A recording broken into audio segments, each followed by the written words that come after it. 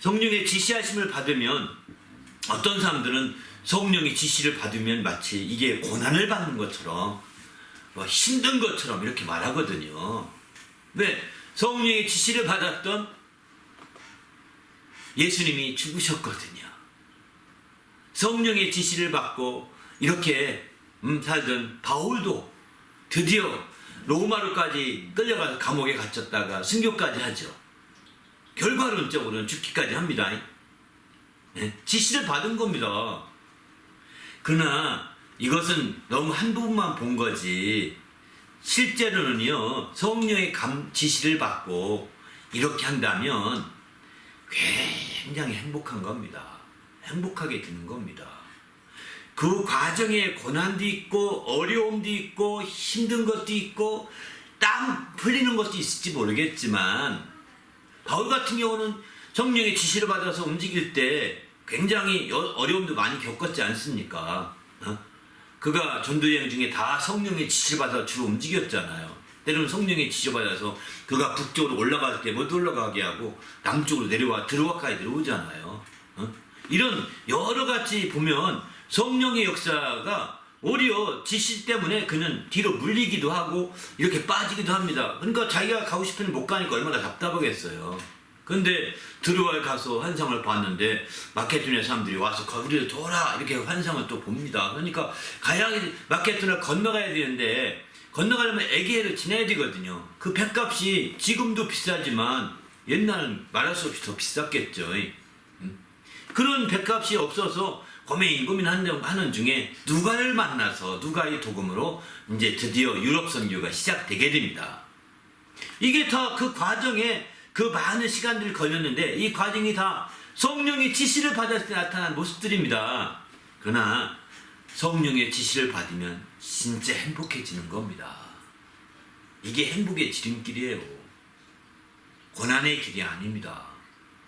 시몬도 성령의 지시를 받아서 죽지 아니하고 메시아를 버리라, 그리스도를 버리라, 죽기 전에 반드시 버리라, 막 이런 말씀을 지시를 받았을 때 얼마나 행복하겠어요. 드디어 나는 죽기 전에 메시아를 만나겠구나. 이건 성령께서 지시해 주신 사실이니 분명한 것이지 어느 날일까? 그날이 언제일까? 정말 메시아도 어린애가 되면 정말 성전에 와서 반드시 관례대로 행할 텐데 언제 그 성전에 오실까? 그 성전 길목을 지키고 있는 겁니다. 사실은. 성전 길목을 지키기 왜? 메시아를 만나야 되는데 메시아가 그냥 어른으로 갑자기 나타나는 것이 아니거든요. 어른으로 갑자기 나타나는 것이 아니라고 했으니까 이제 그가 오시면 분명히 어린애로 오시고 그가 성전에서 메시아로서 역사할 텐데 그 어린애로 왔으면 분명히 그는 말씀대로 구약의 말씀이죠. 관례를 지키고 어릴 때는 8일 만에 할례도 받고 또 여러 가지 다 해야 되잖아요. 이런 일들 해야 오실 텐데 그러면 성전에 앞에만 있으면 되겠다. 성전 앞에 늘 있었던 것 같아요. 외롭고 경건하게 살면서 이사야의 우리를 기도하면서 정말 성전 앞에 늘 살다가 오늘 또 올라가 봐야지. 아마 이것도 그렇게 해서 올라간 날 중에 하나일 겁니다. 오늘 올라갔더니 허탕쳤어. 내일 올라갔더니 허탕쳤어. 그러나 메시아를 내가 본다는데 얼마나 행복하겠어요. 생각을 해보세요. 저도 마음속에 지금 기도하는 것은 하나님 제가 죽지 않고 정말 들림받을 수 없나요? 우리 주님을 직접 그 들림받으면서 주님을 볼 수 없나요? 육신의 죽음을 다 끝나고 부활해서 만나기보다는 이게 그냥 살아서 휴거되어 주님을 만날 수는 없나요? 이런 생각을 많이 하거든요. 근데 성령의 지시로 내가 죽지 않고 이제 내가 드디어 주님을 버리라. 죽기 전에 주님을 버리라. 이렇게만 듣는다면 나는 휴거가 된다는 얘기 아니야. 나는 들림받는다는 얘기 아니야. 야, 얼마나 기쁘겠어요. 그렇지 않습니까? 이런 행복감이 있는 거예요. 이렇게 행복해 살다 보면 또 그게 고생도 있고 거기에 어려움도 있고 힘든 것도 있겠지만 어려움과 힘든 것은 별거 아닌 겁니다. 그 행복감에 막 젖어서 더 놀라운 정말 행복의 삶을 살게 되는 거죠. 이렇게 성령의 지시함을 받는다는 것은요, 행복한 겁니다. 우리도 이렇게 행복한 삶을 사시기 바랍니다. 할렐루야. 성령의 지시를 받았음에도 불구하고 어렵지 않을까, 힘들지 않을까, 성령의 지시 받으면 힘들 거야, 막 이렇게 생각하면 안 됩니다. 이거는 왜곡된 거예요. 사실은 과정은 고난과 어려움이 있을 수 있으나 그건 지나가는 과정이요, 잠깐의 과정입니다. 하지만 그 행복은 영원한 겁니다. 그 행복은 영원한 거예요. 그 행복감은 영원한 거예요. 그런 행복감이 있어야 되지 않을까요? 그래서 저는 성령의 지시를 받기 원하고, 저도 이제 그 시몬이 바로 이렇게 살듯이 정말 저도 죽기 전에 주님이 정말 볼 수 있다고, 그런 지시가 있다면 얼마나 좋을까. 오늘 말씀 생각하면서 이런 생각이 더 들더라고요. 아직 저는 그런 지시는 받지 못했습니다.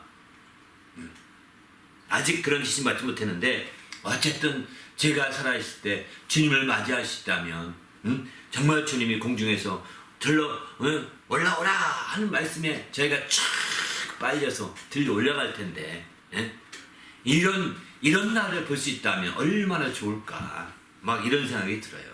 이런 지시함을 받고 살 수 있다면 얼마나 좋을까. 이러기 위해서는 성령의 감동을 받되 성령의 충만함을 받고, 성령이 침례를 받고, 성령의 충만을 받아서 또 겉으로는 성령의 감동하심까지 이렇게 받아야 되겠죠. 그래서 마침내 그렇게 산다면 이게 되는 거죠. 이런 감동하심이 익숙해지기 위해서는 바로 의로워야 되고, 경건해야 되고, 또 교회를 위해서 더 계속해서 기도하고, 교회를 위해서 정말 교회가 힘이 되고 위로가 되도록 정말 늘 기도하는 자가 돼야 되는 거죠. 그리고 그의 날을 기다리는 겁니다. 그럴 때 마침내 주님께서 이렇게 역사하지 않을까, 그런 생각이 듭니다.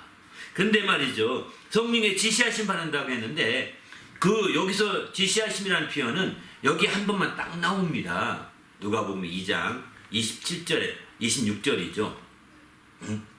시몬에게만 이렇게 지시하셨다 이렇게 말씀하고, 나머지는요, 다만 신약에 와서 이렇게 성령이 충만함을 받고 침례를 받은 이후에 성령이 지시하시는 말씀들은 어떤 형태로 표현되냐면, 성령이 말씀하시는 것으로, 성령이 일러주시는 것으로 이렇게 표현됩니다.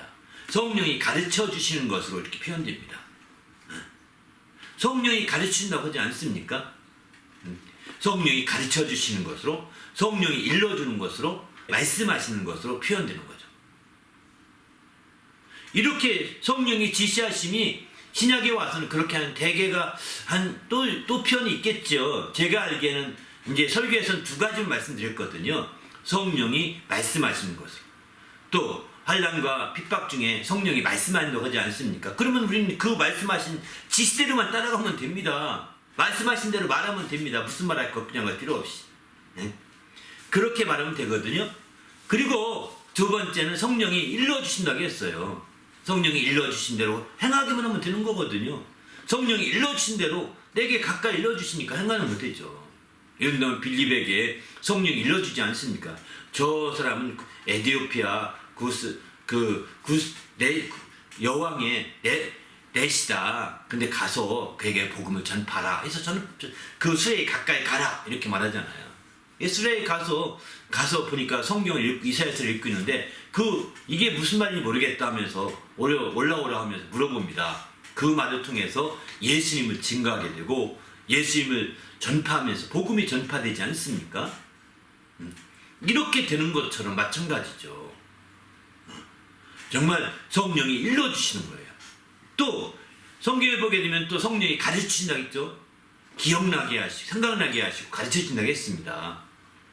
바로 이런 가르쳐주신 그대로 우리는 지시받은 대로 행하듯 가르쳐주신 그대로 행하면 되는 겁니다.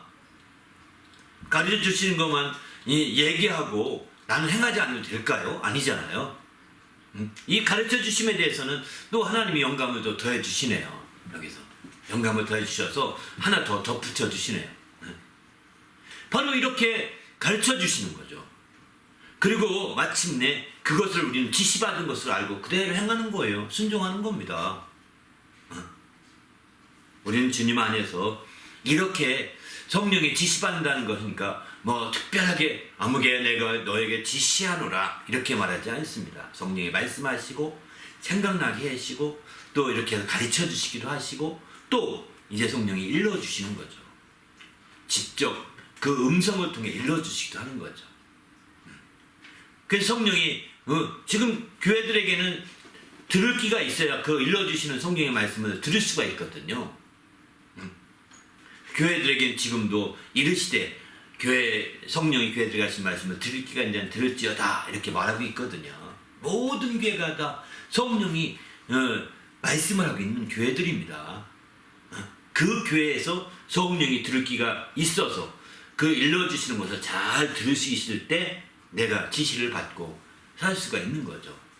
그런 삶이 될 때 우리가 주님 안에서 놀라운 하나님의 역사를 이룰 수 있다라고 성경은 이렇게 말씀하고 있습니다. 그래서 우리가 이렇게 지시하심을 받을 때 하나님의 큰 역사를 이룰 수 있다고 성경은 이렇게 표현하고 있습니다. 우리도 하나님의 이런 성령의 인도하심을 받아서 정말 이제 그 지시하심에 놀라운 차원으로 한 차원 더 발전되시길 바랍니다. 할렐루야. 시므온처럼 그런 지시함으로 끝나지 아니하고 말씀하실 수 있다는 것, 성령이 일러줄 수 있다는 것, 성령이 가르쳐줄 수도 있다는 것, 이게 다 성령의 지시하심을 받는 방법이기도 하거든요. 이런 방법을 통해서 우리가 이런 방식을 통해서 성령의 지시하심이 구체적이 되고, 그래서 우리가 주님 앞에 참으로 행복한 신앙생활이 있으면 좋겠습니다. 우리가 믿음 생활하면서 주님 앞에 이런 행복한 신앙생활을 하지 못하고 또 우물우물한 경우가 많이 있거든요. 이런 우물우물하는 그런 신앙생활 하지 마시고 이렇게 멋진 신앙생활이 되시기 원합니다. 할렐루야.